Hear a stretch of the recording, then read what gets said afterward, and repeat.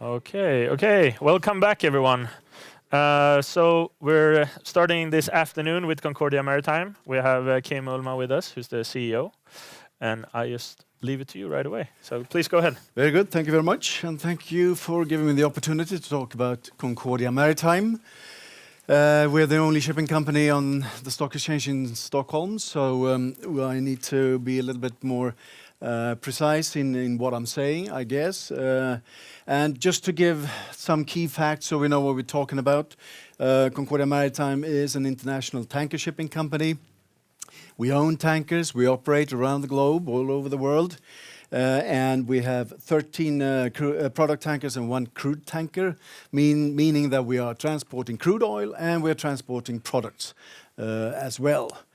We're listed in Stockholm since 1984, and 52% of the stock is owned by the Stena Group. Okay, that puts that into perspective. Our business model, what is Concordia Maritime doing? Well, we have ships, but we need to purchase the ships first. So it's part of the model because it's very important to time this right, because the fluctuations in prices are enormous. So you have to make sure that you try to buy at the lower quartile all the time in order to make it through all the years you want to keep the vessel. Then you have the daily operation. You need to know your markets. You need to have a local presence and a global presence. And being Concordia Maritime with just a handful of people, we have an agreement with Stena, who has offices around the globe and more ships to charter than we have. So we're in a good and big company. So that's the daily operation, and the daily operation could be split up in spot charter and time charters and other types of contracts. Then, of course, this is part of a tramp shipping company's business model, is to make sure that read your markets, and when you have a chance to sell at the peak of the market, you should at least try to entertain that. So that is what we are doing. And the reason we should be looking at buying low and selling high is that the volatility in the market is enormous. This is spot market earnings, and no need to be absolutely precise about the levels here, but it could vary from $20,000 a day to $160,000 a day in day rates. So it goes up and it goes down, and that's where the operation comes in to make sure that you get as good spot earnings as possible. But also, I talked about selling ships. Second-hand prices, when spot markets are going up and down, second-hand prices are fluctuating much as well. And we have here, it could be anything from $20 million to $40 million on a product tanker, or on a big crude tanker, it could be anything from $50 million to $160 million worth of assets. So that's why it's important to have that in your business model as well. Tanker industry, what do we do from crude to consumption? You extract the oil, you find the oil in the sea or at land, and you transport the crude oil by Suezmax tankers, VLCCs, very large crude tankers is what that is called. And then you take it to a refinery and you refine it and you transport it further on and distribute it from there in product tankers.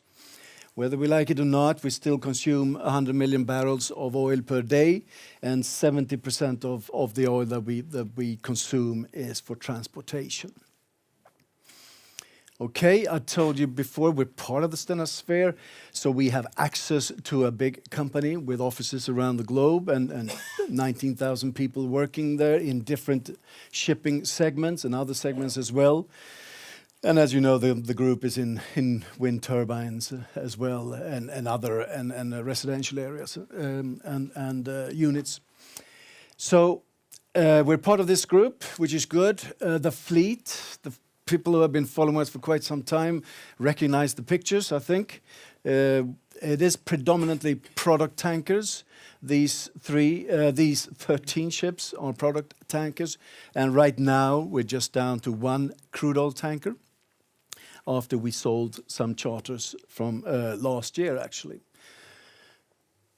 The fleet is the P-MAX tankers, I should say, the mainstay, the dominant type of ship, is a product tanker that can take 30% more cargo than a standard competing vessel can.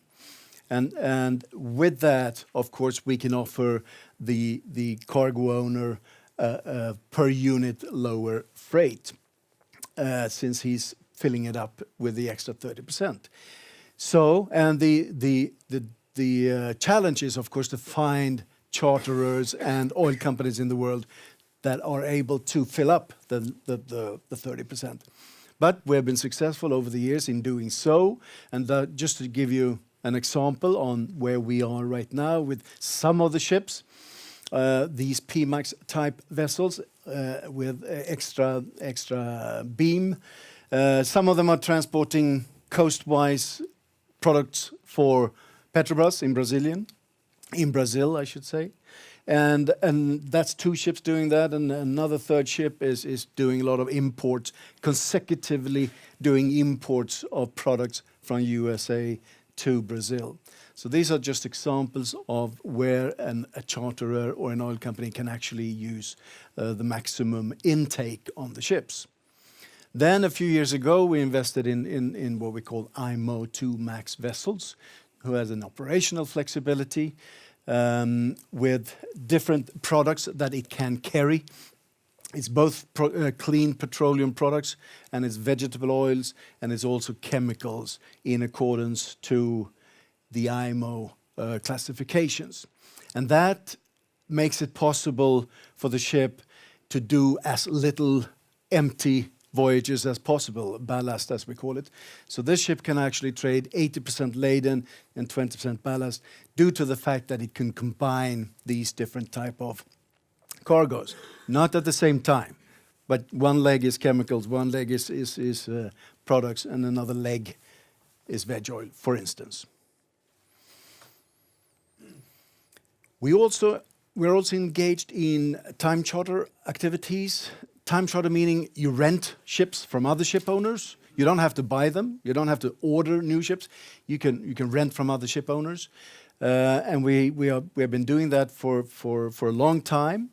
And just for the last few years, we have had 12 tankers and earned 60 million kroner in contributions to our overall earnings on these short-term time charter positions. Short-term is we rent them for a year or 2. And this we do often in agreement with Stena Bulk, and we have an old agreement with Stena Bulk ever since Concordia Maritime started, and that is that whatever deals, whatever transactions Stena Bulk is involved in, Concordia Maritime has the right of first refusal to take that deal. Sustainability, a lot of focus on sustainability these days. Yes, we do transport oil and we do burn oil when we transport the oil, but we need to do it as best as ever possible.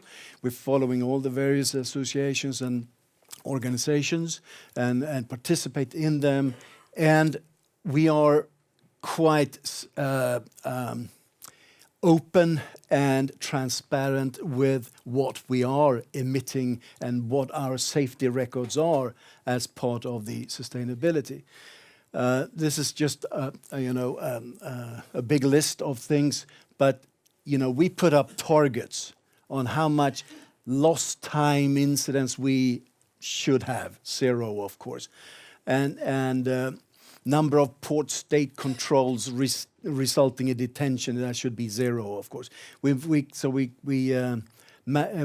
challenge everything here, and we put it out, and we are open and transparent about it, even if it goes down to medical treatment cases for our crew. And statistically, we're following it every quarter, reporting it. Same with the environmental responsibilities.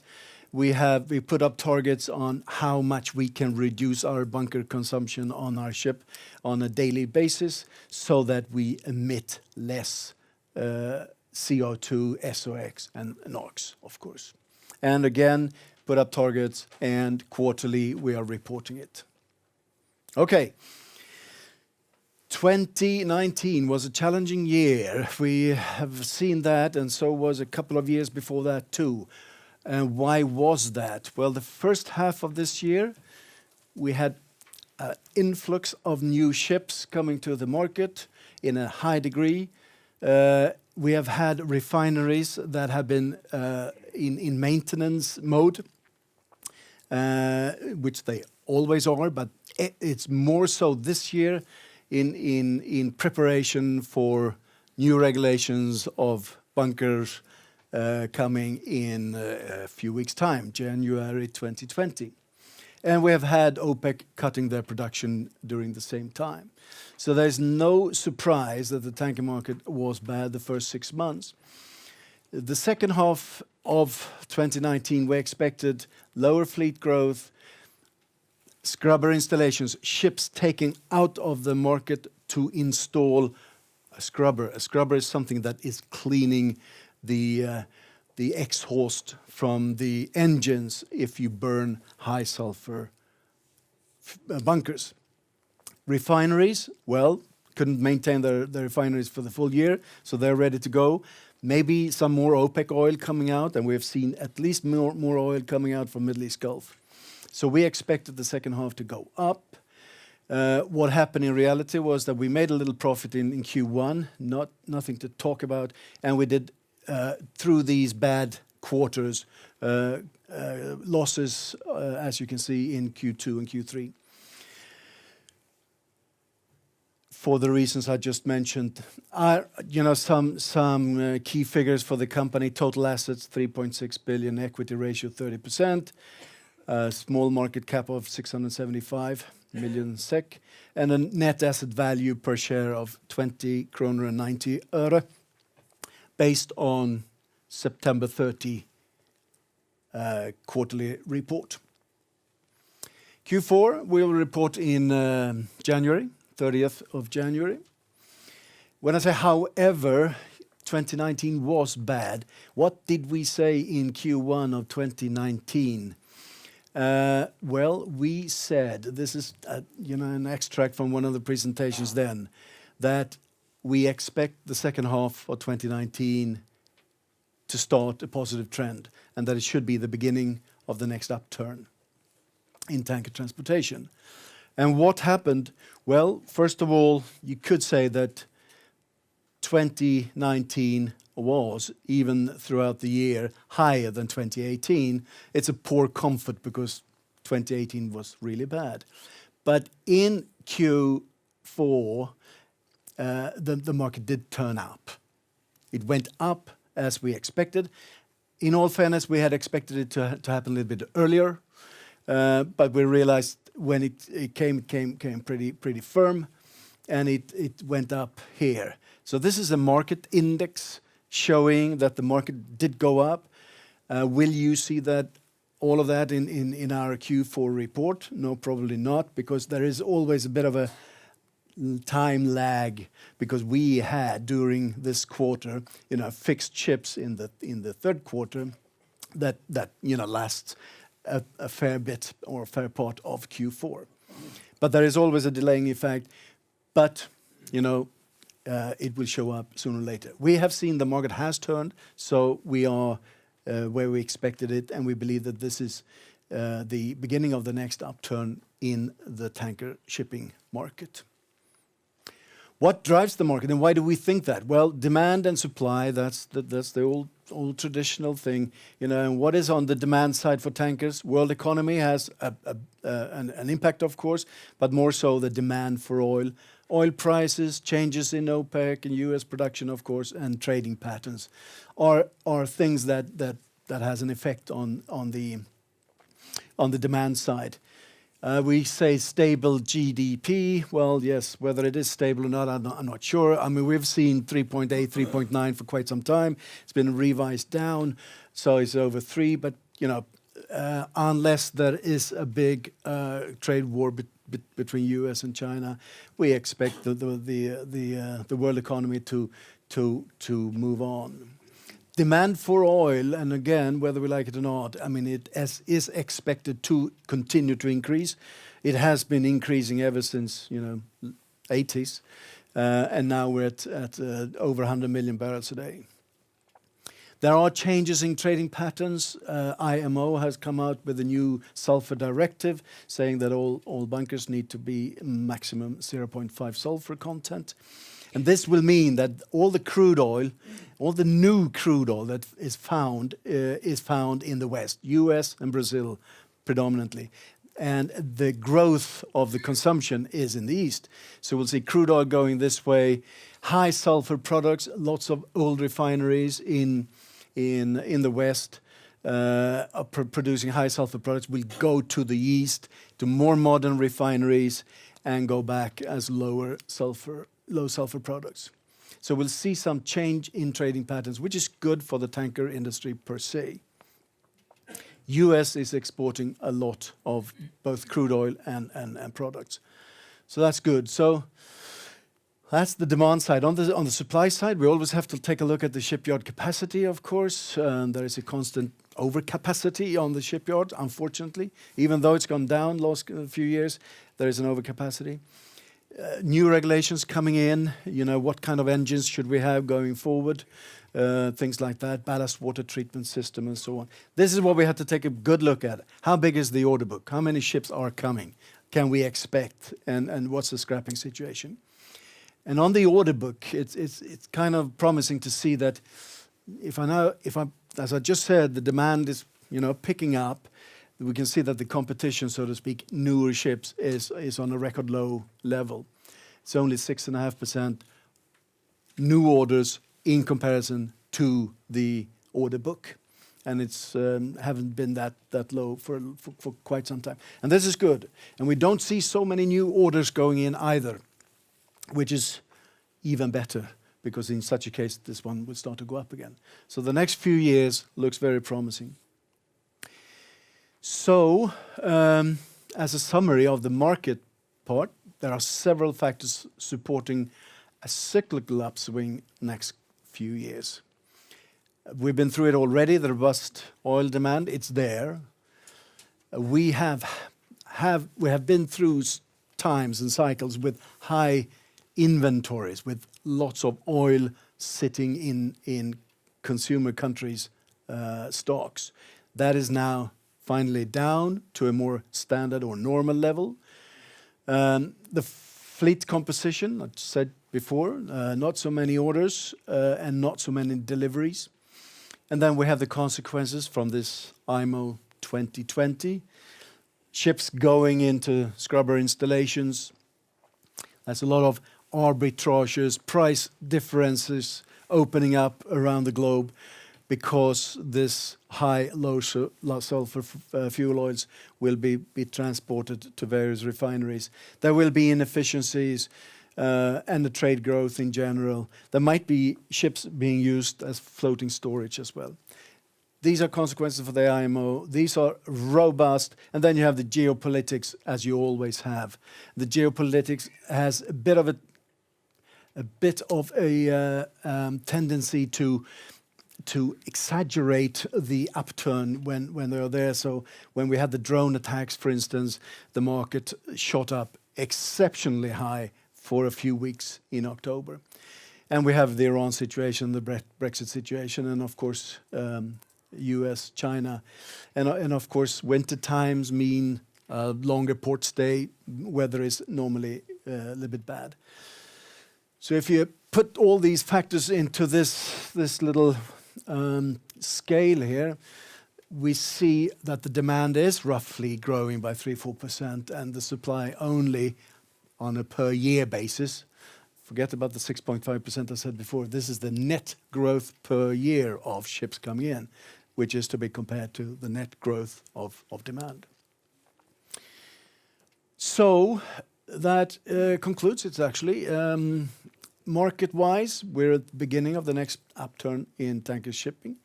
We have seen it has started already. So finally, do not have to stand here and say that it will come in so many months. It has started already. And we have a good operation. Ships are functioning, well positioned to take advantage of this market, as a matter of fact. So that concludes the presentation part. All right.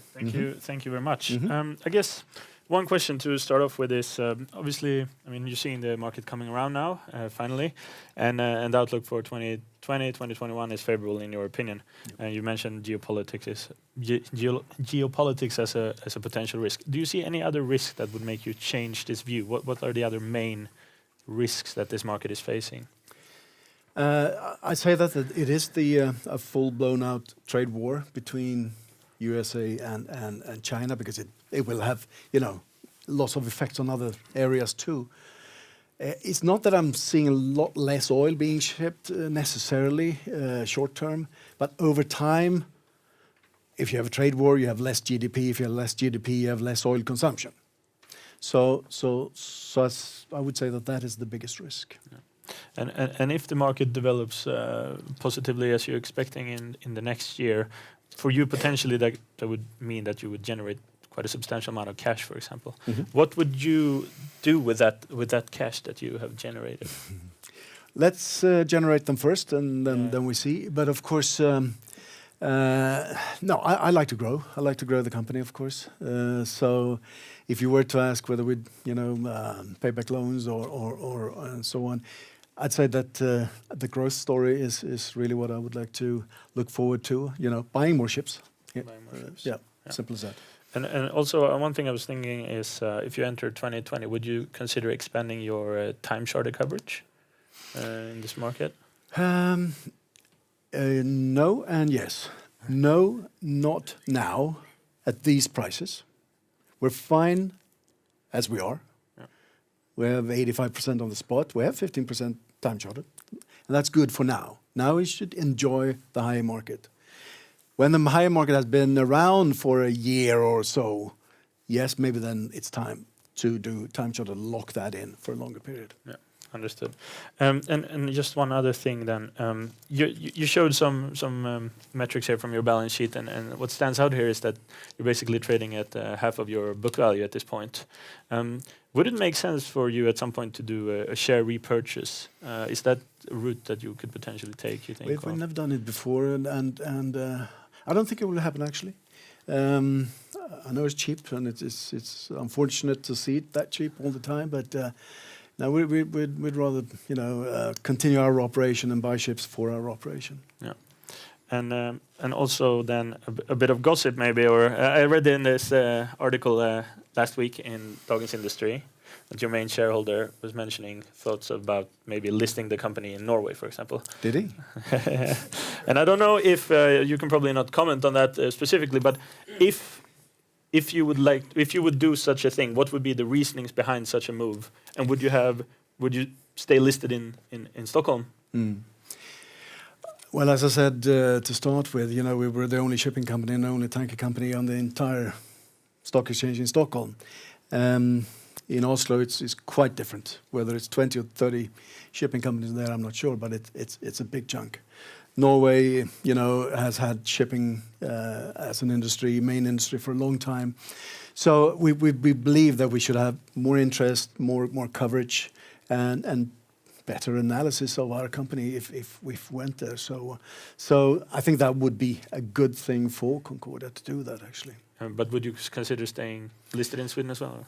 No. Have to revert on that. Okay. And I guess just one final thing. IMO 2020, the sulfur regulation. How have you approached this, and how are you handling the implied increased cost that would come from this?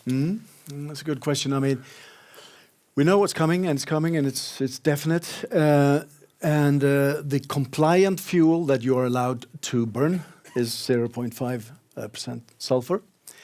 That product is, of course, going to be double the price of the high sulfur for obvious reasons, because there's a lot of need for this low sulfur now, and there's not so much need for the high sulfur. But in our segment in the tanker industry, product tankers, 50,000 ton deadweight and smaller, 90% of the fleet do not have scrubbers on board, do not clean the air, and thereby being able to buy the cheaper bunker. So we're in good company, so to speak.